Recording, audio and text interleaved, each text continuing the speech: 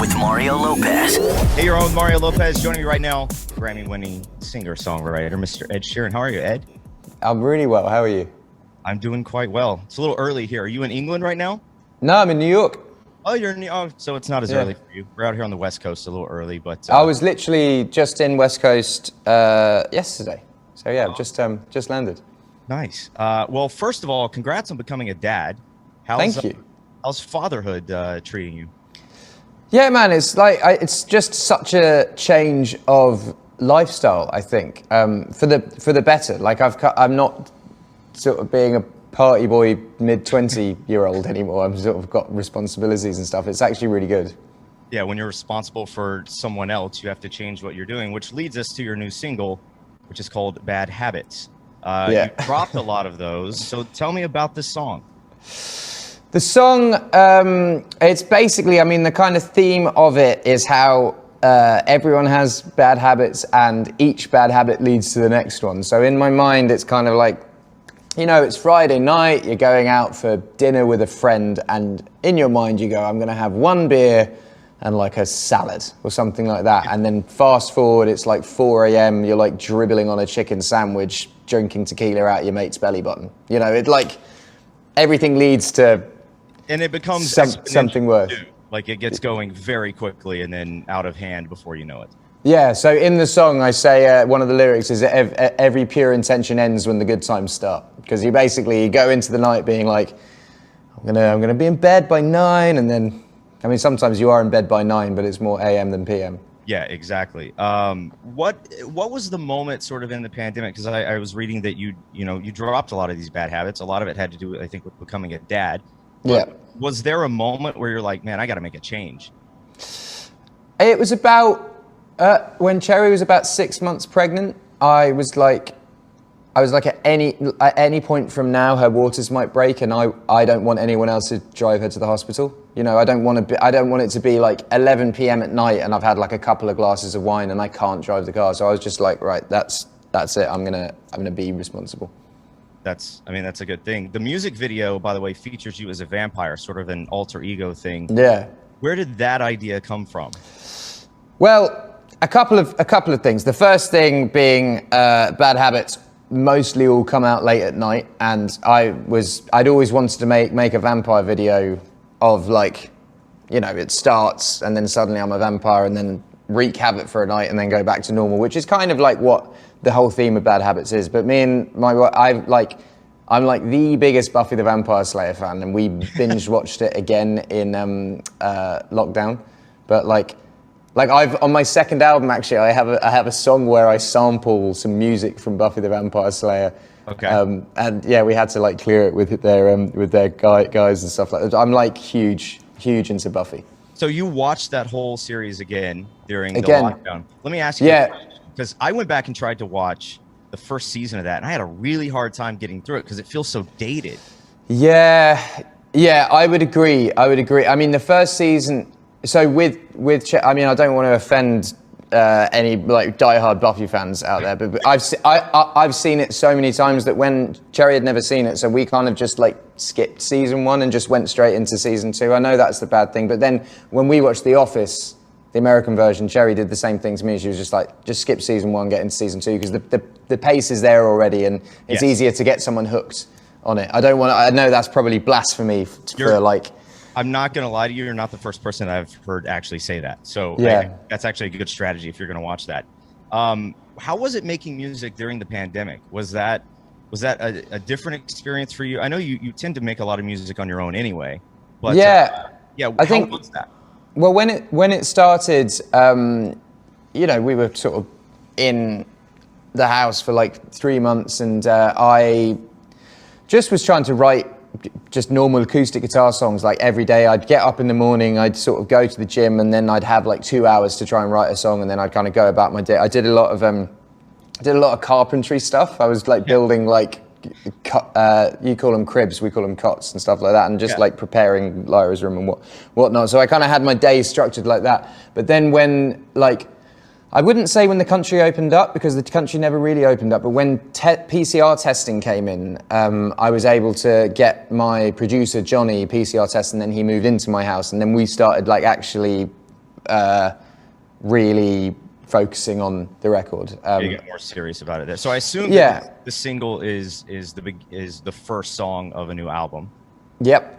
And how much of that album was inspired by the baby, and how much was inspired by just the craziness of the world in the last year?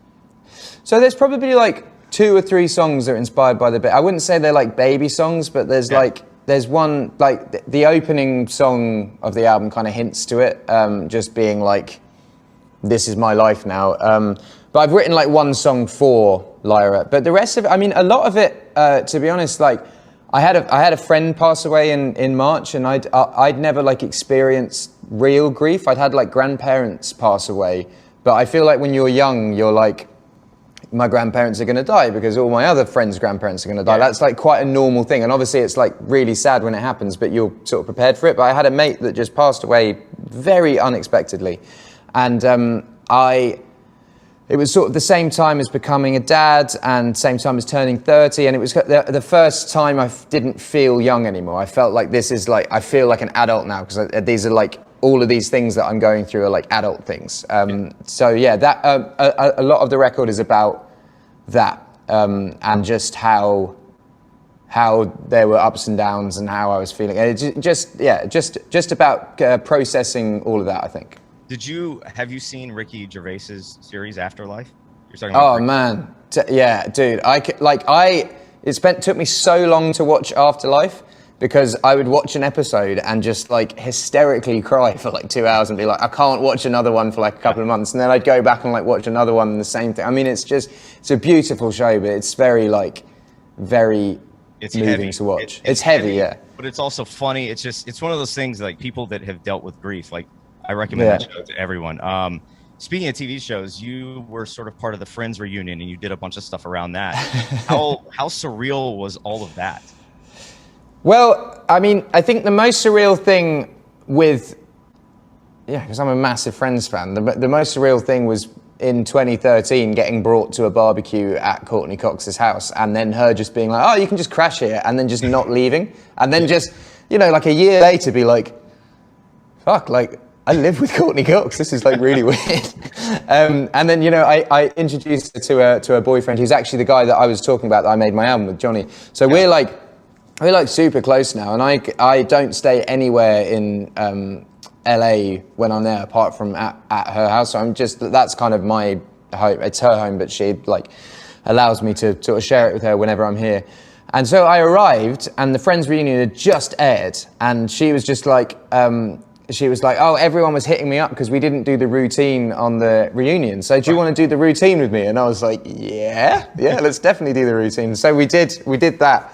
And then I'd just been working with Elton John, and he'd hit me up to say let's have dinner, and I was like, oh, you should come to Courtney. She'd love to meet you. So he arrives, and when he was there, I was like, man, I swear that there's that joke on Friends about like hold me close, young Tony Danza. Yeah. And then I'd had a few glasses of wine, and I was like, Elton, do you fancy sitting at a piano and singing this? And he had no idea about the reference from the show, so he was like, okay. And then we sort of did it. And I think that was my favorite moment because it was so unexpected. And I love how the camera sort of pulls out and Elton John's just sitting next to Courtney. And Courtney's playing the piano as well. I like that. Incredible moment. Last question, because I know we have to go, but I was a huge fan and still am of the collaboration album that you did. Thank you. And one of the things I thought that was interesting is within that one album, you cover so many genres of music, and you're incredibly talented, and you seem to be able to do a lot of different stuff in music. So what is something in music you haven't done yet that you really want to do? Well, I think, Bad Habits is a 4 to the floor dance tune, and I'd never ever made a dance tune before. And I kind of feel like it's so easy to make a bad dance tune and kind of like just make a and I felt like sophisticated is the wrong word, but I think what my goal was to write a song, like an acoustic tune, and then make it into an upbeat dance tune rather than have the kind of beat written and make it like that. So that was, this is the first time I've ever done anything like that. Yeah, that's a box tick. I think as well. Like I was really into death metal as a kid. Like I listened to Cradle of Filth and Slipknot and all of that. And like I'm not saying I could ever step into that world, but you're that would saying you're not going to not step into that world. Well, no, I'm just saying that is something I haven't covered in music yet, and I'm sure at some point in life that I learned all those riffs on guitar as a kid, so I'm sure it's that would be that's going to be the headline of this interview. Ed Sheeran is going to make death metal, but no, it's that's definitely something that I have never thought about doing, but is definitely something that I would not be opposed to well, I hope you do one day, because I think that would be incredibly interesting. Ed, thank you so much for the time. You can check out Ed Sheeran's new single Bad Habits right now on iHeartRadio or wherever you get music. Thanks for spending time with us. Thanks so much, man. Nice one. On with Mario Lopez.